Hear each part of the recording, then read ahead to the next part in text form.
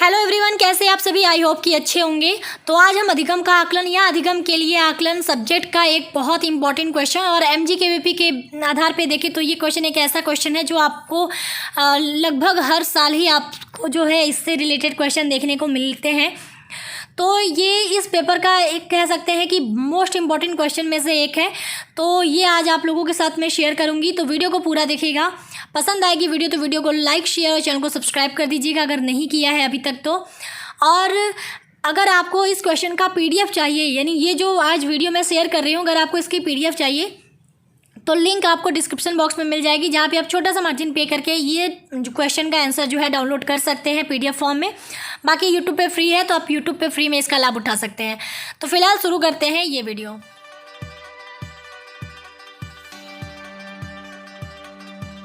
तो यहाँ पे जो प्रश्न है पहले मैं उसको बता देती हूँ कि आज का प्रश्न क्या है। तो प्रश्न है कि संरचनात्मक मूल्यांकन एवं योगात्मक मूल्यांकन की विशेषताओं की व्याख्या कीजिए।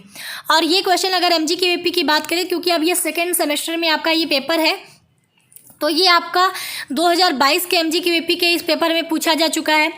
इस क्वेश्चन को इस तरह भी पूछ सकता है कि संरचनात्मक एवं योगात्मक मूल्यांकन में अंतर कीजिए। ये प्रश्न आपको एमजीकेवीपी का 2019 में पूछा है। या फिर इस क्वेश्चन को पूछ सकता है कि संरचनात्मक एवं योगात्मक मूल्यांकन की तुलना कीजिए। ये आपको एमजीकेवीपी का 2018 के पेपर में भी पूछा है। तो ये जो 3 क्वेश्चन है ये आपको प्रीवियस ईयर में देखने को मिलेंगे।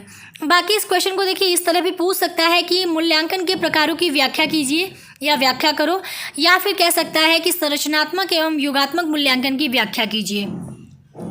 तो मैंने इसमें क्या किया है कि मैंने 2-3 क्वेश्चन को समराइज करके लिखा है। जैसे कि विशेषताएं पूछा है, तो हम इसमें क्या होता है संरचनात्मक मूल्यांकन, क्या होता है योगात्मक मूल्यांकन, उनकी क्या विशेषताएं हैं, इस वीडियो में हमने वो भी कवर किया है। साथ ही साथ हमने इनके बीच जो अंतर है उसको भी अंतर को भी बहुत अच्छे से चार्ट के द्वारा समझाने की कोशिश, मतलब सेक्शन वाइज समझाने की कोशिश की है, दोनों में तुलना करके। तो काफ़ी इम्पोर्टेंट क्वेश्चन है। तो चलिए इस वीडियो को मतलब इस क्वेश्चन के आंसर को देखते हैं। तो सबसे पहले आप हेडिंग डालेंगे, क्योंकि ये मूल्यांकन के प्रकार के ही अंतर्गत आते हैं, इसलिए अगर आपसे मूल्यांकन के प्रकार भी पूछता है तब भी आप यहाँ से शुरू करेंगे। तो यहाँ पर हमने लिखा है कि मूल्यांकन के प्रकार। तो मूल्यांकन के विभिन्न प्रकार होते हैं, मोस्टली जो मुख्य रूप से है संरचनात्मक मूल्यांकन, योगात्मक मूल्यांकन, तीसरा निदानात्मक मूल्यांकन। तो हमने इन मतलब इतने सारे क्वेश्चन को एक साथ इसलिए रखा है क्योंकि अलग अलग वीडियो भी बनाएंगे, आप लोगों को ही प्रॉब्लम होती है। ऐसे क्या कि आप लोगों को पूरा सटीक पता चल जाएगा ये योगात्मक मूल्यांकन किसका पार्ट है या मूल्यांकन के कितने प्रकार होते हैं। तो सबको हमने साथ ही में रखा है। तो अगर आपसे केवल पूछता है कि योगात्मक मूल्यांकन और संरचनात्मक मूल्यांकन क्या है, तो आप वहाँ से शुरू करिएगा, ठीक है। कि संरचनात्मक मूल्यांकन क्या है उसके बारे में बताइएगा, फिर योगात्मक मूल्यांकन क्या है, फिर तुलना बताइएगा, या फिर अंतर बताइएगा, या फिर विशेषता बताइएगा, जैसा क्वेश्चन पूछा है।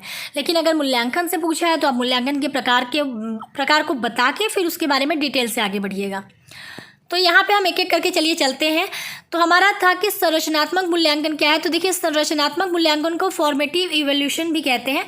इसे हम निर्माणावस्था जो है, मतलब क्योंकि ये निर्माण वाली मूल्यांकन है, निर्माणाधीन मूल्यांकन के अंतर्गत आता है, तो आप चाहे तो वो भी इसको लिख सकते हैं। तो यहाँ पर हम बताएंगे कि संरचनात्मक मूल्यांकन क्या है, इसे और क्या कहा जाता है, तो सब कुछ देखेंगे। तो लिखेंगे इसे रचनात्मक मूल्यांकन भी कहा जाता है, यानी इसका दूसरा नाम ये है कि रचनात्मक मूल्यांकन। अब जब कोई भी शैक्षिक योजना अपनी प्रारंभिक या निर्माणावस्था में हो और उसका मूल्यांकन कर उसमें सुधार किया जा सके, तो इस प्रकार के मूल्यांकन को संरचनात्मक मूल्यांकन कहते हैं। यानी अगर कोई शैक्षिक योजना है, कोई भी शैक्षिक कार्यक्रम चल रहा है, शैक्षिक प्रक्रिया कोई भी चल रही है, अगर वो अपनी शुरुआती अवस्था में है, ठीक है, शुरुआती अवस्था में मतलब जब वो प्रारंभ हो रही है या शुरू हो रही है या फिर जैसे चल रही है, मतलब कंटिन्यू हो रही है वो प्रक्रिया, और तब क्या होता है कि तब उसमें अगर हम उसका मूल्यांकन करके उसमें तभी सुधार कर सकें, तो उस प्रकार के मूल्यांकन को हम रचनात्मक मूल्यांकन कहेंगे। यानी इसको इस तरह समझिए कि क्लास में एक अध्यापक आपको पढ़ा रहा है, ठीक है, यानी बच्चों को पढ़ा रहे हैं, और पढ़ाते वक्त उन्होंने कोई टॉपिक जैसे स्टार्ट किया, उसके बारे में पढ़ा रहे हैं, और उसी में उन्होंने बच्चों से फीडबैक ले लिया कि आपको समझ में आ गया क्या होता है ये जो हमने अभी पढ़ाया। तो बच्चों को अगर नहीं पता तो उसको क्या है कि अगर हमने मूल्यांकन किया, हमको ये लगा कि ये टॉपिक बच्चे को नहीं समझ में आया, तो अध्यापक क्या करेगा, तुरंत अपनी शिक्षण विधि चेंज करेगा, या फिर कुछ जो है टीचिंग एड्स मतलब टीचिंग से संबंधित कोई भी शिक्षा अधिगम सामग्री यूज करेगा, जिसकी सहायता से वो उस पॉइंट को बच्चे को अच्छे से क्लियर कर देगा। तो ये इस तरह का जो मूल्यांकन होगा, जो कि शुरुआती यानी प्रारंभिक अवस्था में उसका मूल्यांकन करके उसमें अगर सुधार कर दिया जाता है, तो इस तरह के मूल्यांकन को हम कहेंगे संरचनात्मक मूल्यांकन। क्योंकि ये उसी दौरान यानी कार्य के दौरान, शिक्षण प्रक्रिया के दौरान उसकी यानी शुरुआत में ही हमने ये जान लिया कि हमें यहाँ पे प्रॉब्लम हो रही है, हमको इस समस्या को दूर करना है। ठीक है, हमें उस समस्या को मतलब सुधार करना है इसमें, कि हम अपनी इस समस्या को सुधार दें ताकि हमारा जो प्रॉब्लम है वो सही हो जाए। तो ये जो मूल्यांकन होता है, ये क्या होता है? संरचनात्मक मूल्यांकन। आई होप कि आपको क्या होता है ये क्लियर होता चलेगा। अभी आगे भी और भी पॉइंट है जिसको कि अच्छे से हम समझेंगे। अर्थात संरचनात्मक मूल्यांकन से अभिप्राय किसी ऐसे शैक्षिक कार्यक्रम, योजना, प्रक्रिया अथवा सामग्री आदि के मूल्यांकन से है जिसमें मूल्यांकन के आधार पर सुधार करना संभव हो। यानी जैसे अभी मैंने बताया, क्लास के दौरान यानी वो शैक्षिक कार्यक्रम चल रही है, या फिर उसी तरह कोई भी शैक्षिक योजना हो, शैक्षिक प्रक्रिया हो, शैक्षिक सामग्री हो, अगर उन सभी का अगर हम मूल्यांकन करें और मूल्यांकन के आधार पर हमें जहाँ पर भी लगे कि यहाँ पर कुछ सुधार की जरूरत है, तो हम उसके आधार पर सुधार भी कर सकें, तो इस तरह के मूल्यांकन को हम क्या कहेंगे? संरचनात्मक मूल्यांकन।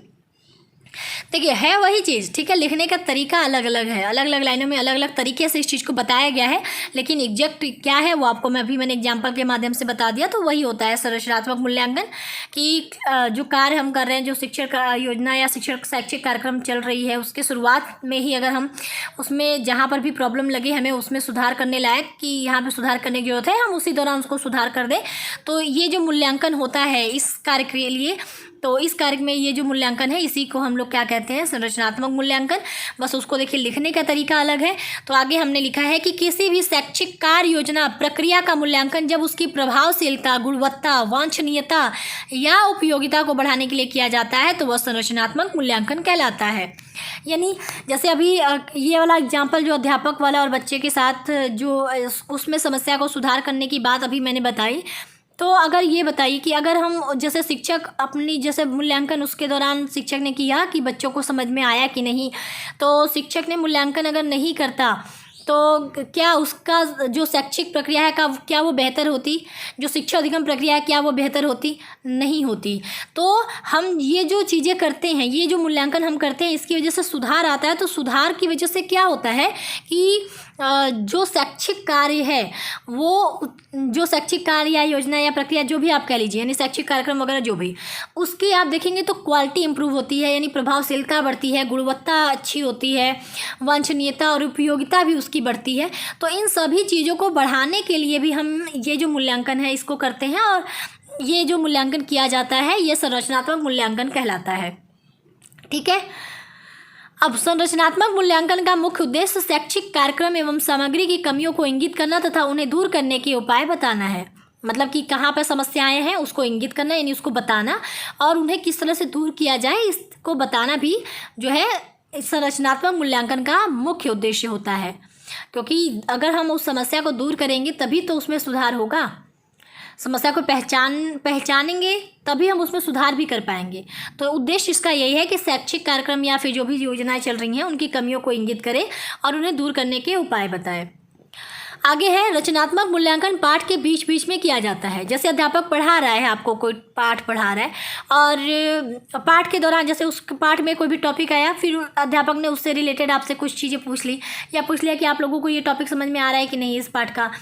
तो बच्चों ने कह दिया कि हाँ समझ में आ रहा है, कुछ बच्चों ने कहा नहीं समझ में आ रहा है। तो उसके अकॉर्डिंग अध्यापक चेंज कर सकता है, अपने मेथड को चेंज कर सकता है, कुछ भी यूज कर सकता है शिक्षा अधिगम सामग्री, ताकि उस समस्या को दूर कर सके।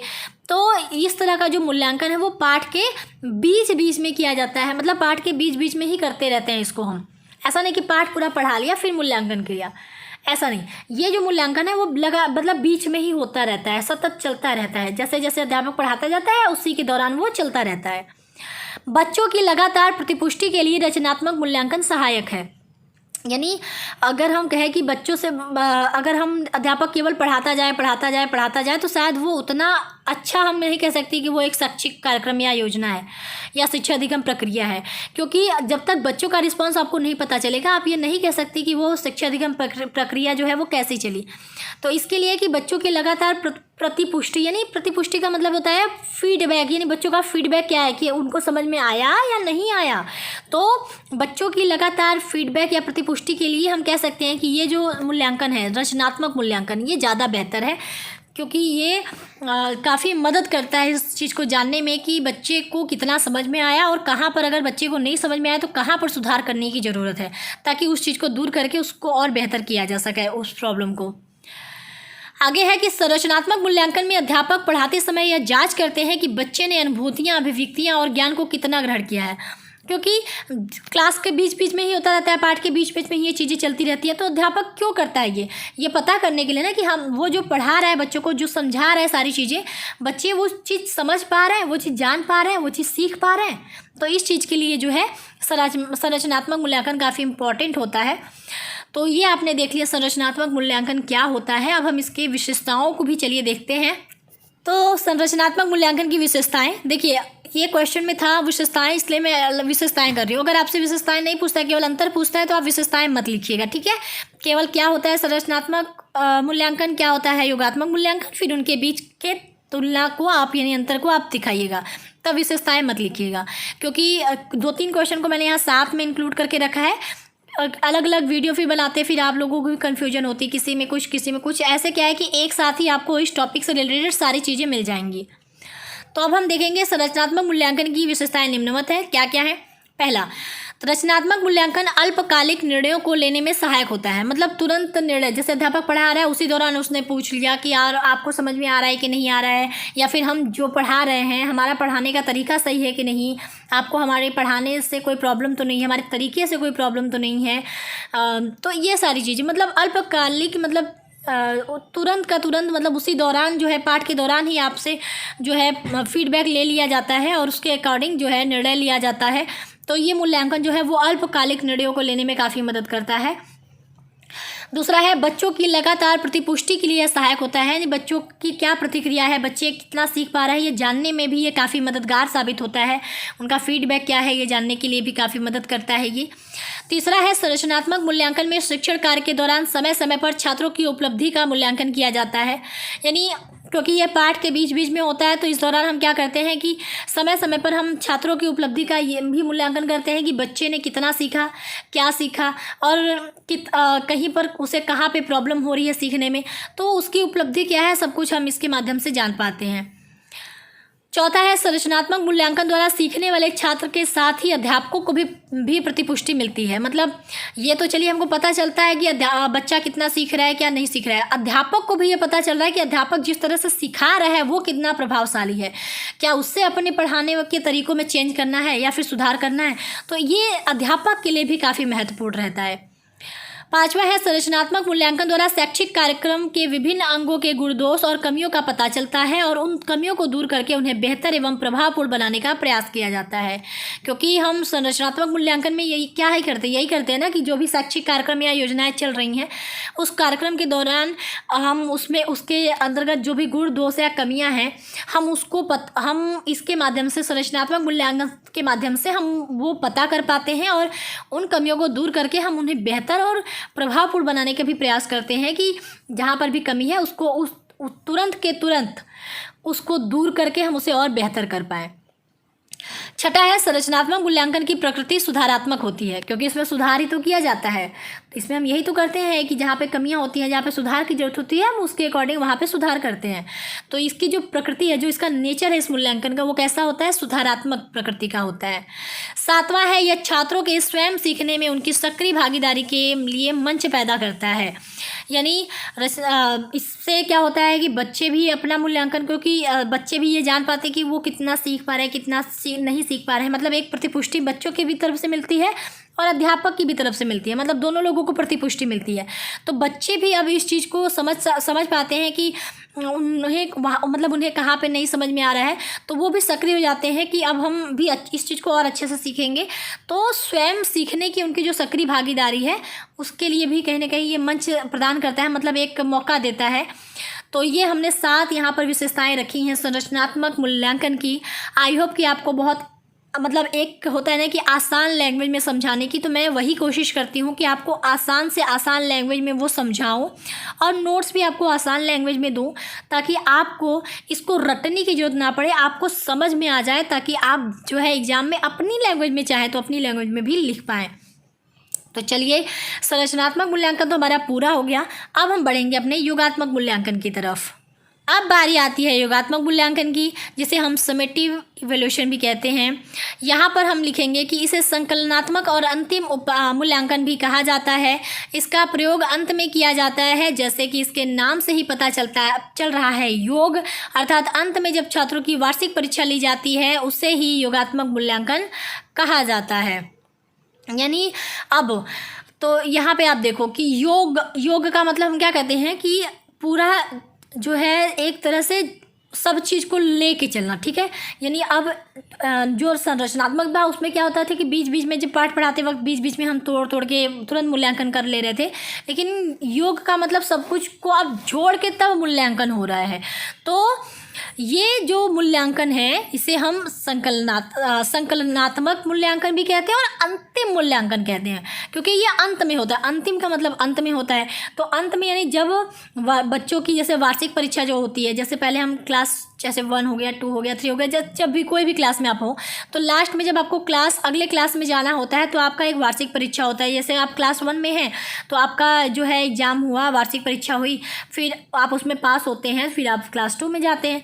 तो वो जो परीक्षा होती है, छात्रों की जो वार्षिक परीक्षा होती है, उसे ही हम क्या कहते हैं, योगात्मक मूल्यांकन, क्योंकि ये पूरे पाठ्यक्रम के अंत में होता है। तो ये एक ऐसा मूल्यांकन है जो कब किया जाता है, जो अंतिम में किया जाता है। अतः किसी शैक्षिक कार्यक्रम योजना को अंतिम रूप दे देने को एवं उसे चालू कर देने के पश्चात उसकी समग्र वांछनीयता को ज्ञात करने के लिए किया गया मूल्यांकन योगात्मक मूल्यांकन कहलाता है। यानी कोई भी शैक्षिक कार्यक्रम हो, कोई भी योजना हो, उसे हम अंतिम रूप देने के लिए कि अब सब कुछ अब हमें बताना है कि अब ये जो कार्यक्रम, शैक्षिक कार्यक्रम हुआ या शैक्षिक योजना है, वो कैसी रही, कितना सही रहा, कितना गलत रहा, तब जो हम मूल्यांकन करते हैं वो योगात्मक मूल्यांकन के जो है रूप में जाना जाता है।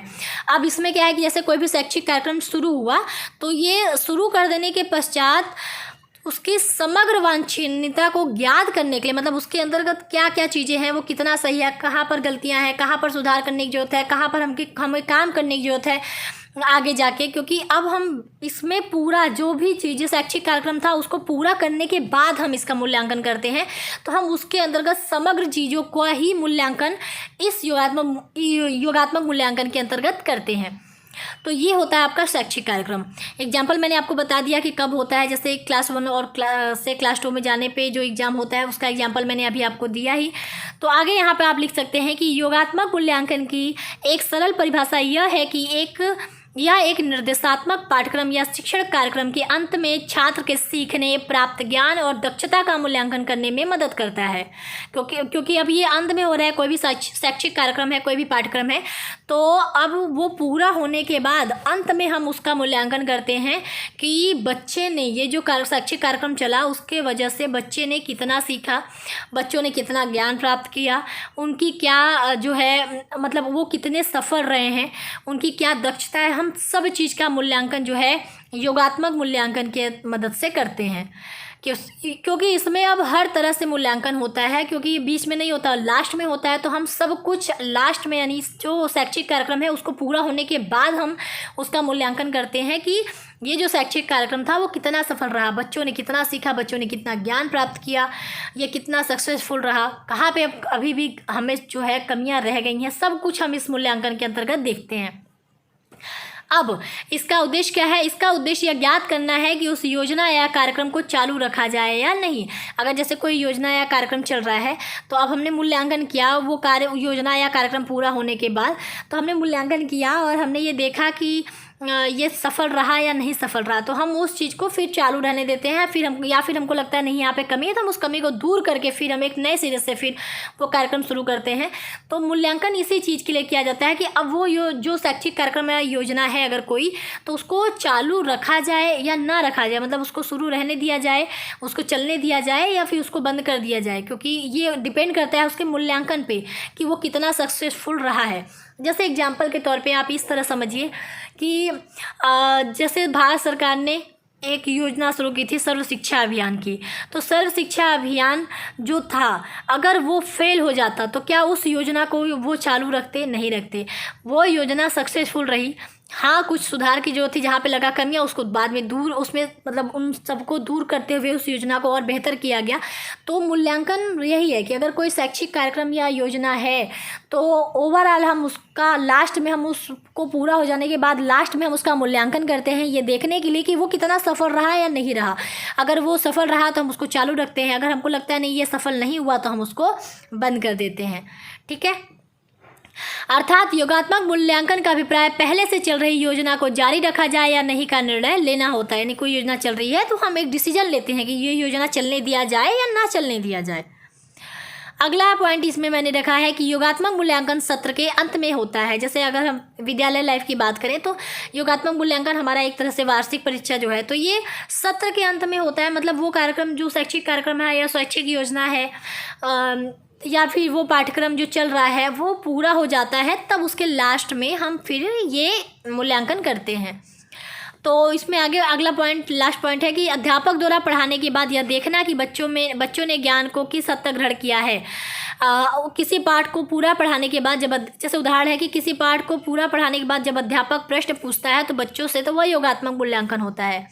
अब योगात्मक मूल्यांकन का एक एग्जाम्पल इस तरह है कि अगर कोई पाठ अध्यापक पढ़ा रहा है तो पाठ के अगर बीच में वो बच्चों से क्वेश्चन पूछता है तो वो कौन सा मूल्यांकन होता? तब वो रचनात्मक मूल्यांकन होता। लेकिन अब अध्यापक ने उस पाठ को पढ़ा लिया, अब अध्यापक कह रहे हैं कि हमने इस पाठ को पूरा पढ़ा दिया, अब हम आपका टेस्ट लेंगे इस चैप्टर का या इस पाठ का, तो वो जो मूल्यांकन होगा वो आपका योगात्मक मूल्यांकन का एग्जाम्पल होगा। ठीक है। यानी ओवरऑल कहने का तात्पर्य है कोई भी पूरा पाठ हो, कोई भी पाठ्यक्रम हो, कोई भी शैक्षिक कार्यक्रम हो, कोई भी शैक्षिक योजना हो, उन सब को जब पूरा कर लिया जाता है, पूरा करने के बाद अगर उसका मूल्यांकन करते हैं तो वो किसके अंतर्गत आएगा? वो योगात्मक मूल्यांकन के अंतर्गत आएगा। ठीक है। अब जैसे मैंने कह दिया कि नहीं आपका वार्षिक परीक्षा होता है तो वो एक एग्जाम्पल है आपके योगात्मक मूल्यांकन का। उसी तरह अगर कोई पाठ पूरा हो गया तो उस पाठ का टेस्ट लेना, ये भी आपका योगात्मक मूल्यांकन होगा, क्योंकि ये बीच में पढ़ाते वक्त नहीं हो रहा है ना, ये क्लास के दौरान नहीं हो रहा है ना, ये लास्ट में हो रहा है जब चीज़ें पूरी हो जा रही हैं। चाहे वो कोई पाठ हो, कोई शैक्षिक कार्यक्रम हो, कोई शैक्षिक योजना हो, कोई पाठ्यक्रम हो, कुछ भी हो। ठीक है। जब वो कंप्लीट हो जाता है तब अगर उसका मूल्यांकन अगर आप करते हैं तो वो योगात्मक मूल्यांकन का उदाहरण होता है, यानी वो योगात्मक मूल्यांकन कहलाता है। उदाहरण यहाँ पे अभी आपने देखा ही कि जैसे कोई पूरा पाठ अगर अध्यापक ने पढ़ा लिया और कहा कि अब हम इस पाठ का आपसे टेस्ट लेंगे, तो वो मूल्यांकन आपका योगात्मक मूल्यांकन का उदाहरण होगा। अब योगात्मक मूल्यांकन की विशेषताओं पे आते हैं। तो योगात्मक मूल्यांकन की निम्नलिखित विशेषताएं हैं, क्या क्या हैं? पहला है योगात्मक मूल्यांकन दीर्घकालीन निर्णय लेने में महत्वपूर्ण भूमिका निभाता है। यानी दीर्घकालीन का मतलब कि लंबे समय तक ये निर्णय ले पाने में ये काफ़ी महत्वपूर्ण भूमिका निभाता है। जैसे अभी मैंने कहा कि कोई शैक्षिक कार्यक्रम या कोई योजना चल रही है, जैसे सर्व शिक्षा अभियान की हमने बात करी, तो वो कितना सफल रहा, उसको आगे चलने दिया जाए या नहीं, इस चीज़ का निर्णय लेने में ये महत्वपूर्ण भूमिका निभाता है। यानी लंबे समय तक चलने वाले निर्णयों को लेने में ये काफ़ी महत्वपूर्ण भूमिका निभाता है। दूसरा है योगात्मक मूल्यांकन सत्र के अंत में होता है, यानी ये लास्ट में होता है, अभी आपको मैंने बताया। तीसरा है योगात्मक मूल्यांकन के द्वारा सभी छात्रों को उनकी उपलब्धि के आधार पर भेद करके उन्हें उपयुक्त श्रेणी या ग्रेड प्रदान किया जाता है। जैसे लास्ट में हमारा रिजल्ट आता है ना, तो हमें कहा जाता है हम फर्स्ट डिवीज़न पास हैं या हम सेकेंड डिवीज़न पास हैं या फिर ग्रेड मिलता है, तो वो जो श्रेणी या ग्रेड वाली बात होती है, प्रदान करने की बात होती है, वो हमारा जो है मूल्यांकन के द्वारा ही होती है। और वो मूल्यांकन आपका योगात्मक मूल्यांकन होता है। मतलब योगात्मक मूल्यांकन जैसे जो हमारा परीक्षा होता है वो योगात्मक मूल्यांकन का उदाहरण है। तो योगात्मक मूल्यांकन के द्वारा क्या होता है कि सभी छात्रों को उनकी उपलब्धि के आधार पर उनमें भेद करके फिर उनको ग्रेड भी प्रदान किया जाता है या श्रेणी प्रदान की जाती है। चौथा है योगात्मक मूल्यांकन की प्रकृति जो है निर्णायक होती है, यानी जो नेचर है। रचनात्मक क्या था कि सुधार कर रहा था। ये क्या होता है, डिसीजन ले लेता है कि ये सही है या नहीं है, ये कितना सफल है कितना असफल है। तो इसकी जो नेचर है वो कैसा है, निर्णायक जो प्रकृति का है। पांचवा है, योगात्मक मूल्यांकन के द्वारा ही यह ज्ञात होता है कि किसी योजना या कार्यक्रम को चालू रखा जाए या नहीं। अभी आपको ऊपर ही बताया, तो बार बार एक ही चीज़ एक्सप्लेन करने की ज़रूरत नहीं है, आप समझ पा रहे होंगे। छठा है, यह शैक्षिक कार्यक्रम की समाप्ति पर होता है तथा यह जवाबदेही के लिए आधार प्रस्तुत करता है, क्योंकि यह लास्ट में होता है और फिर हमको ये जवाबदेही के लिए एक आधार बनाता है कि हाँ ये सफल रहा है तो इसको आगे चलने दिया जाए, असफल रहा है तो हमें इसे रोक देना चाहिए। तो एक जवाबदेही के लिए आधार भी प्रस्तुत करता है और ये कार्यक्रम की समाप्ति पर होता है। तो ये इतना मूल्यांकन हमने यहाँ पे रखा है योगात्मक मूल्यांकन की विशेषताओं के अंतर्गत। तो आई होप कि आपको यहाँ तक सारी चीज़ें क्लियर हो गई होंगी। अब हम आगे चलते हैं, अब हम अपनी तुलना भी देखेंगे, जो हमने कहा था अंतर को समझेंगे। बहुत जो है अच्छे से आप इस चीज़ को समझ पाएंगे, तो देखिएगा ज़रूर पूरा। तो चलिए आगे बढ़ते हैं। यहाँ पे हमारा निदानात्मक मूल्यांकन थर्ड वाला रह जाता है, तो उसके बारे में ज़्यादा लिखने की जरूरत नहीं है। आप इतना लिख लीजिए कि वह जो बच्चे असफल हो रहे हैं उन बच्चों की असफलता का कारण ढूंढना निदानात्मक मूल्यांकन कहलाता है। निदान का मतलब जांच, मतलब पता लगाना, तो यही चीज़ है। तो निदानात्मक मूल्यांकन आपको बहुत डिटेल में लिखने की जरूरत नहीं है, इतना इनफ है। अब हम आप जाते हैं अपने मेन क्वेश्चन पे, जो था संरचनात्मक एवं योगात्मक मूल्यांकन की तुलना या अंतर। तो चलिए, संरचनात्मक एवं योगात्मक मूल्यांकन के बीच अंतर को निम्न बिंदुओं के माध्यम से समझा जा सकता है। अब एक तरफ आप लिखिएगा संरचनात्मक मूल्यांकन, एक तरफ आप लिखिएगा योगात्मक मूल्यांकन। तो पॉइंट टू पॉइंट समझाने की कोशिश की है, बहुत अच्छे से आप समझ पाएंगे और ऐसे समझेंगे कि आप उसको जल्दी भूलेंगे भी नहीं। चलिए, पहला हमारा अंतर है कि संरचनात्मक में कि इसके द्वारा अल्पकालिक निर्णय लेने में सहायता मिलती है, मतलब तुरंत, यानी उसी के दौरान, यानी बीच में ही जब भी कार्यक्रम चल रहा है उसी के दौरान जो है निर्णय लेने में हमें काफ़ी मदद मिलती है संरचनात्मक मूल्यांकन के द्वारा। जबकि योगात्मक मूल्यांकन में है कि इसके द्वारा दीर्घकालीन निर्णय लेने में सहायता मिलती है, यानी कि ये जो योजना है, ये जो कार्यक्रम है, ये आगे कंटिन्यू रहना चाहिए कि नहीं, मतलब ये कह सकते हैं कि इसमें दीर्घकालीन निर्णय भी हम लेते हैं योगात्मक मूल्यांकन के द्वारा कि ये कितना सफल रहा है, तो ये आगे चल पाएगा या नहीं, इस कार्यक्रम को हमें आगे चलने देना चाहिए कि नहीं, या फिर यहीं पर रोक देना चाहिए। तो एक दीर्घकालीन निर्णय के लेने में ये काफ़ी मदद करता है, तभी पीछे आपको समझाया ही है। तो चलिए सेकेंड पॉइंट पे आते हैं। इसकी जो संरचनात्मक मूल्यांकन है कि इसकी प्रकृति सुधारात्मक होती है, योगात्मक में है कि इसकी प्रकृति निर्णायक होती है। यानी रचनात्मक वाला क्या करता है कि जहाँ पर सुधार करने की जरूरत है वहाँ पे सुधार करता है, तो प्रकृति सुधारात्मक हो गई। निर्णायक है आपका योगात्मक की ये बता देता है कि ये चलना चाहिए, कार्यक्रम आगे बढ़ना चाहिए कि नहीं, या रोक देना चाहिए, एक डिसीजन मेकिंग का काम करता है। तो इसकी जो नेचर है योगात्मक मूल्यांकन की वो क्या है, निर्णायक है।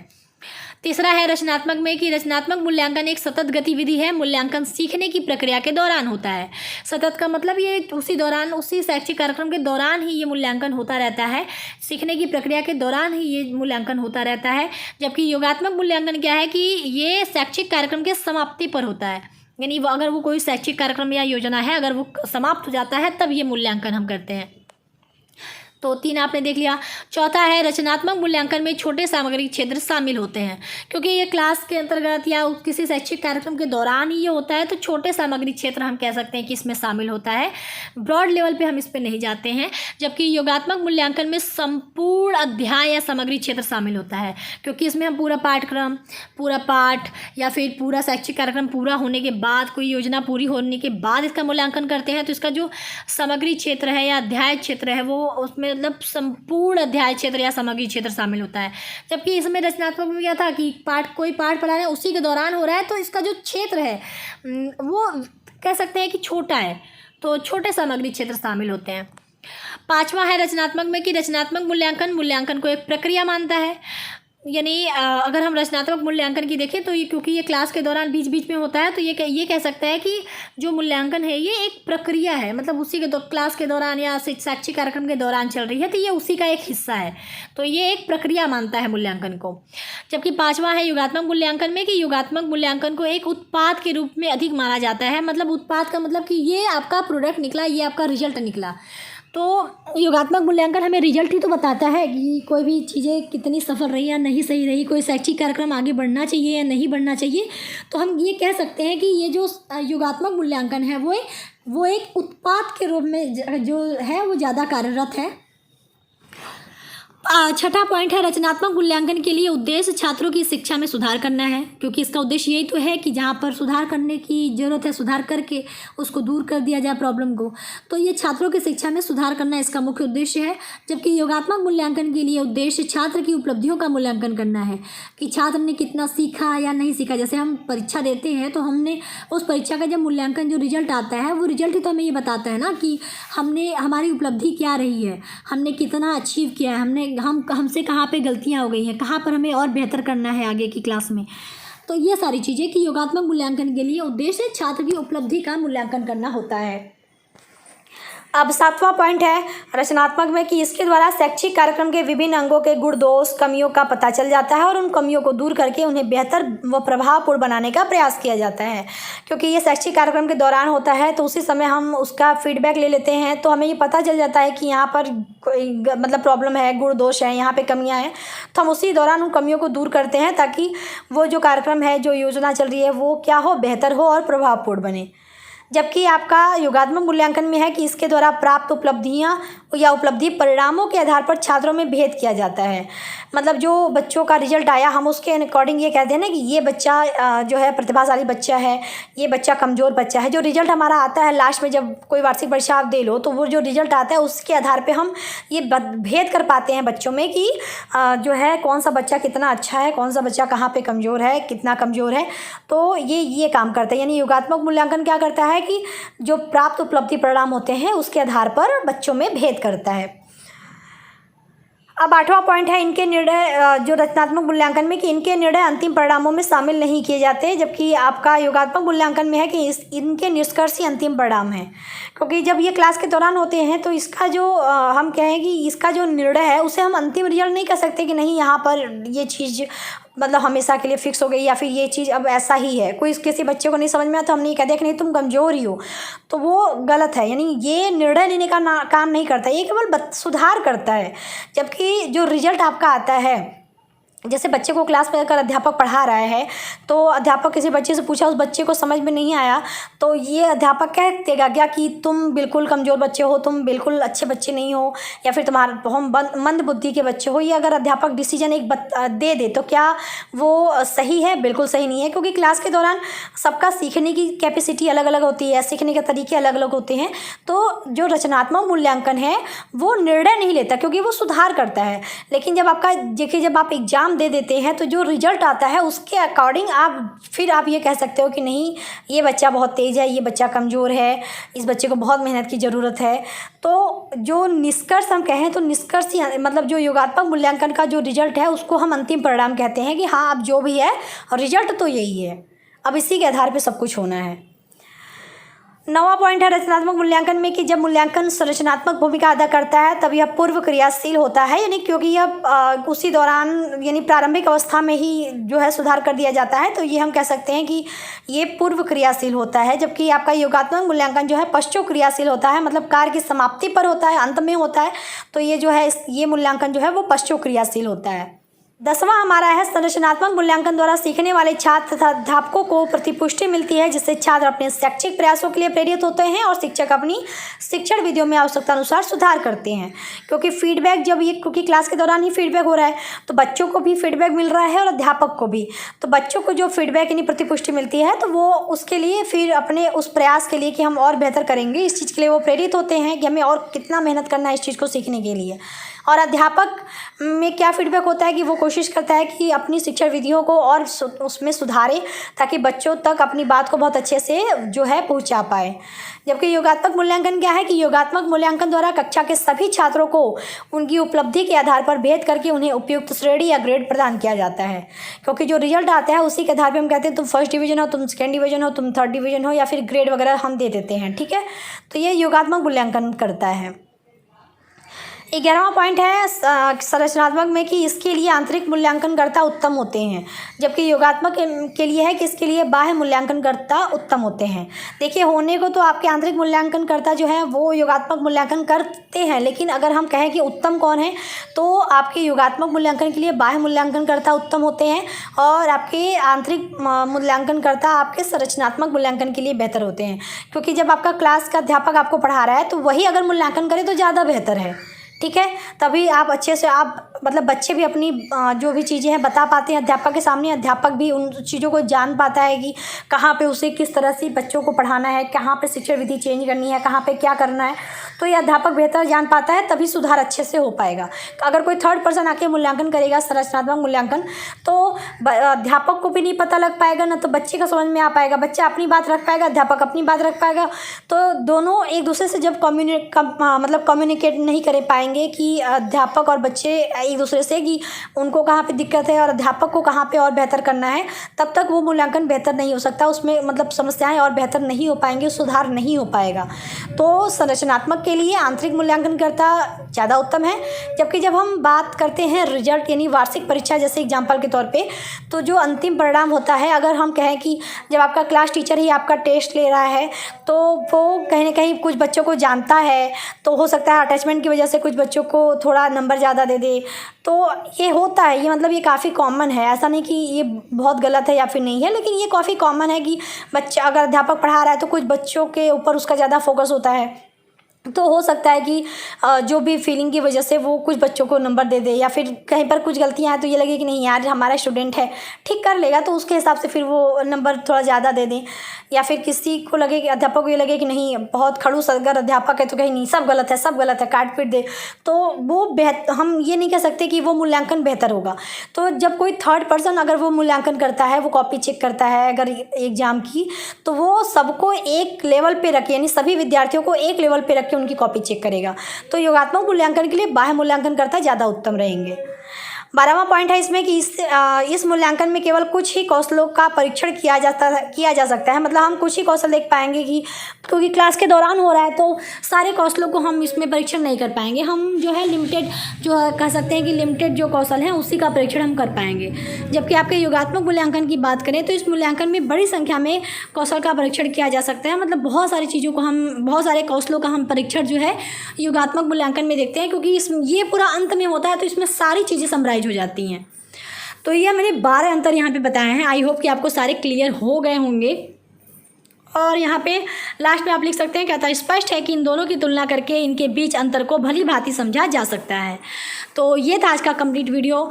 बहुत कोशिश की है कि आपको बेहतर से बेहतर नोट्स प्रोवाइड कर सकूं और बहुत आसान शब्दों में आपको समझा भी सकूं। तो आई होप कि उम्मीद है कि मैं इस चीज़ में जो है सफल हुई हूँ और आप तक जो भी चीज़ें मैंने बताई वो पहुँची भी होंगी। तो अगर आपको वीडियो पसंद आई हो तो प्लीज़ वीडियो को लाइक कर दीजिएगा, शेयर कर दीजिएगा, चैनल पे पहली बार आए तो चैनल को सब्सक्राइब कर दीजिएगा। मिलते हैं नेक्स्ट वीडियो में, तब तक के लिए टेक केयर, बाय बाय, जय हिंद।